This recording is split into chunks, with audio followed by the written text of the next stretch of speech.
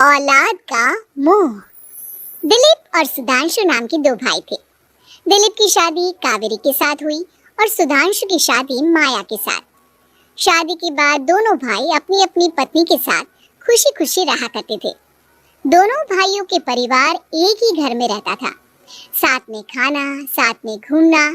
कुल मिलाकर दोनों भाइयों का परिवार खुशहाल परिवार था। कुछ सालों के बाद दिलीप की पत्नी कावेरी को एक बेटा हुआ। भैया, आज मैं बहुत खुश हूँ, चाचा बन गया हूँ मैं। हाँ भाई साहब, इस बच्चे के घर में आने से तो रौनक आ गई है। मैं सबको बताऊंगी कि मैं तो चाची बन गई हूँ, चाची। तुम दोनों कितने अच्छे हो। हमारे बच्चे के आने से ऐसे खुश हो रहे हो जैसे ये बच्चा तुम्हारा ही हो।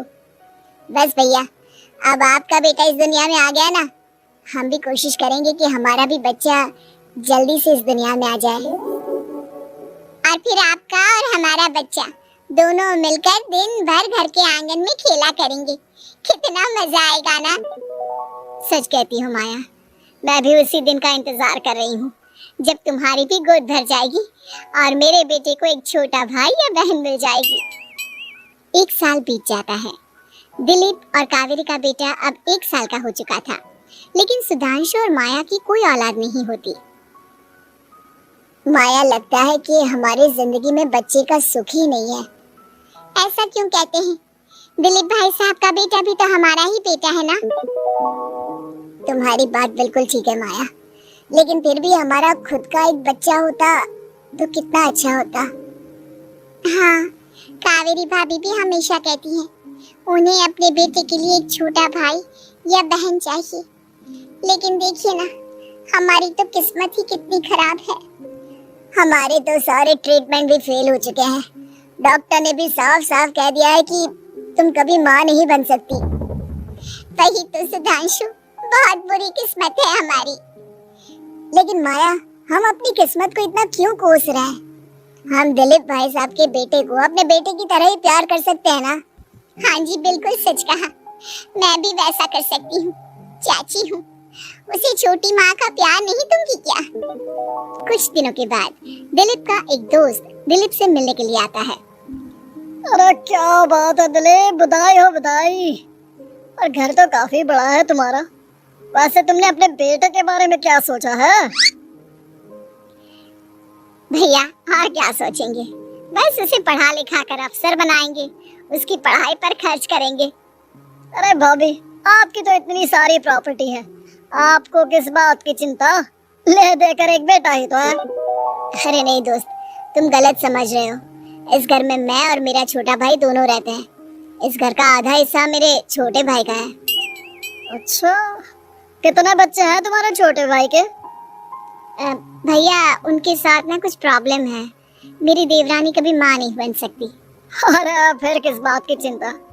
अरे मैं तो कहता हूँ अपने बेटे के भविष्य के बारे में सोचिए ही मत। बस ये घर उसके नाम करवा दीजिए। देखिए, आपके भाई का भी कोई बच्चा नहीं है तो सब कुछ आपके बेटे को ही मिलना चाहिए। लेकिन ऐसा करना क्या सही होगा? अगर उनका बच्चा नहीं है तो क्या हुआ? ये घर आधा उनका है, उनकी जो मर्जी है वो करे। अरे कैसी बात करते हो? उनकी कोई औलाद नहीं है, वो क्या करेंगे प्रॉपर्टी अपने नाम रखकर? हाँ, वैसे भाई साहब, आपकी बात तो बिल्कुल सही है। अब जो कुछ भी है वो हमारे बेटे का ही तो है। आखिर वही तो इस घर के वंश को आगे बढ़ाएगा। मैं कल ही देवर जी से बात करती हूँ। अगले दिन सुधांशु और माया, इधर आओ। तुम दोनों से बहुत जरूरी बात करनी है मुझे। बताइए ना भाभी, क्या बात है? आपको कहीं जाना है तो आप अपने बेटे को मेरे पास छोड़कर जाइए, मैं ही पूरा दिन रख लूंगी उसे। अरे नहीं माया, वो तो मुझे पता है। मैं किसी और चीज के बारे में बात करना चाहती हूँ। बताइए ना भाभी, क्या बात है? देखिए देवर जी, आपका कोई बच्चा है नहीं, लेकिन मैं जानती हूँ कि आप हमारे बेटे को अपने बेटे की तरह ही प्यार करते हैं। भाभी, बेटे की तरह नहीं, वो हमारा ही बेटा है। मेरे लिए तो वो मेरा ही बच्चा है। वही तो फिर क्यों ना ये सारी प्रॉपर्टी हम मेरे बेटे के नाम करवा दे, क्योंकि तुम्हारा हो या मेरा, हम सबका एक ही तो है बेटा। लेकिन भाभी, अभी तो वो सिर्फ 1 साल का है। अभी से प्रॉपर्टी उसके नाम करवाने का क्या मतलब है? देखिए देवर जी, जो काम जितना जल्दी हो जाए ना उतना अच्छा। आने वाले वक्त का क्या भरोसा। भाभी भरोसा क्यों नहीं, हम तो हमेशा आपके बेटे को माँ बाप की तरह ही प्यार करेंगे। हाँ लेकिन फिर भी मैं चाहती हूँ कि ये सारी प्रॉपर्टी मेरे बेटे के नाम हो जाए। अब मुझे नहीं लगता तुम दोनों को इसमें कोई भी परेशानी होगी, है ना? भाभी वैसे तो आप जो कह रही हैं वो बहुत जल्दबाजी है, लेकिन फिर भी अगर आपको ऐसा लगता है तो ठीक है, कल ही प्रॉपर्टी के पेपर बनवा लीजिए, मैं और माया उस पर साइन कर देंगे। इस तरह से अगले दिन प्रॉपर्टी के पेपर बनवाकर सारी प्रॉपर्टी दिलीप और कावेरी के बेटे के नाम पर करवा दी जाती है। कुछ दिनों के बाद सुधांशु, सुबह सुबह ये कौन लोग आ गए तुम्हारे घर पर? भैया वो ऊपर वाला कमरा खाली पड़ा था ना, सोच रहा था किराएदार रख देता हूँ।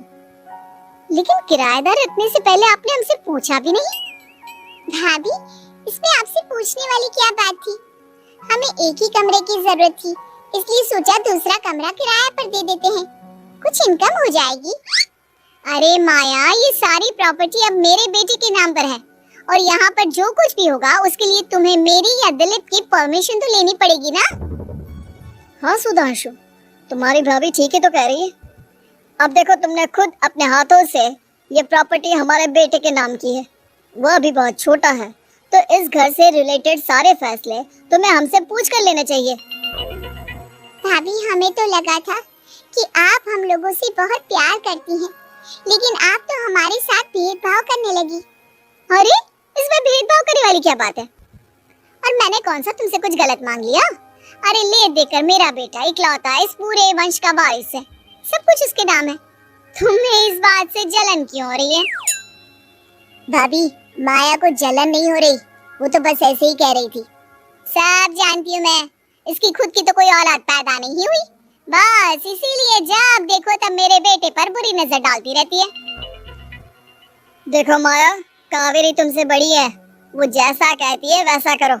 और वैसे भी इस घर पर अब तुम लोगों का कोई अधिकार नहीं है, वो तो हम लोगों की भलाई समझो जो तुम्हें अभी तक यहाँ रहने दिया है। भैया आप इतने कैसे बदल गए? इस प्रॉपर्टी ने आपके दिल से हमारे लिए प्यार पूरी तरह खत्म कर दिया है क्या? इसी तरह वक्त बीतता जाता है और देखते देखते दिलीप और कावेरी का बेटा प्रणव 25 साल का हो जाता है और उसकी नौकरी लग जाती है। पापा आज मेरा अपॉइंटमेंट लेटर आ गया है, मैंने सिंगापुर में जॉब ज्वाइन कर ली है। लेकिन प्रणव, विदेश में नौकरी करने जाने से पहले तुम्हें कम से कम अपने मम्मी पापा से एक बार पूछना चाहिए था ना। इसमें पूछने वाली क्या बात है माँ, मैं सिंगापुर जाकर जॉब करना चाहता हूँ तो करना चाहता हूँ। देखो प्रणव, हमने तुम्हारे लिए इतनी सारी प्रॉपर्टी यहाँ पर रखी हुई है, उन सब का क्या होगा? यहाँ रहो, बिजनेस करो। सॉरी पापा, मैं यहाँ रहकर कोई बिजनेस नहीं करने वाला, और ये जितनी भी प्रॉपर्टी आपने मेरे लिए संभाल कर रखी है ना, ऐसे ही किसी को दान में दे दीजिए, क्योंकि मैं सिंगापुर से वापस इंडिया आकर कभी नहीं रहने वाला। दिमाग खराब हो गया है तेरा, जानता नहीं तेरी वजह से हमने तेरे चाचा चाची से लड़ाई करके पूरा घर तेरे नाम करवा दिया था। हाँ तो ऐसा करने से पहले आपको सोचना चाहिए था ना। और मम्मा, मैं तो वैसे भी उस वक्त 1 साल का था, मेरा इस मैटर से कोई लेना देना नहीं है। कैसी बात कर रहा है ये लड़का? अरे तेरी वजह से अपने छोटे भाई से दुश्मनी लेकर बैठा हूँ मैंने तो उसे घर से भी निकाल दिया। जानता नहीं तू, बाजू वाले घर में एक छोटा सा कमरा किराए पर लेकर रहते हैं तेरे चाचा चाची, और ये सब मैंने तेरे लिए किया। देखिए पापा, आपने जो कुछ भी किया अपने लिए किया, मैंने आपसे कब कहा था कि मुझे ये प्रॉपर्टी और घर चाहिए? और वैसे भी अपने भाई के साथ इस तरह का बिहेव करके आपने कोई अच्छा काम तो किया नहीं। तू सही कह रहा है बेटा, हमने तेरे चक्कर में अपने छोटे भाई जैसे देवर और बहन जैसी देवरानी को इस घर से निकाल दिया। बहुत बड़ी गलती हो गई मुझसे। ठीक है मॉम, तो अब आप अपनी गलती सुधारो, लेकिन मुझे तो फॉरेन जाना है, मैं वहीं जाऊंगा। अब आगे क्या करना है ये आपका डिसीजन है। और प्रणव सिंगापुर जॉब करने के लिए चला जाता है। कुछ दिनों के बाद जब दिलीप और कावेरी को अपनी गलती का एहसास होता है तो वो सुधांशु के घर पहुंचती है। सुधांशु, माया, हमें माफ कर दो, हमसे बहुत बड़ी गलती हो गई। क्या हुआ भाभी? आज इतने सालों के बाद अब हम गरीब लोगों के घर क्या करने आई हैं? भाभी, हमने तो खुशी खुशी अपने भतीजे को सब कुछ दे दिया, अब हमारे पास कुछ भी नहीं बचा है। भाई मुझसे बहुत बड़ी गलती हो गई, जो तेरे जैसे भाई को मैंने प्रॉपर्टी के चक्कर में घर से निकाला, और जिसके लिए मैंने ये सब कुछ किया वो खुद ही विदेश चला गया। भैया भाभी, जिस बेटे के लिए आपने हम लोगों को इतनी तकलीफ दी, आपस के प्यार को बिगाड़ा, जब वही आपसे दूर चला गया तो आपको इस बात का एहसास हुआ। लेकिन माफ कीजिए, अब हम आपके साथ रहने के लिए उस घर में नहीं आ सकते। नहीं नहीं माया, ऐसा मत कहो, मुझसे बहुत बड़ी गलती हो गई। प्लीज वापस चलो, मैं वो घर फिर से तुम्हारे नाम कर देती हूँ। भाभी, मैं उस घर का क्या करूँगी? किसके लिए?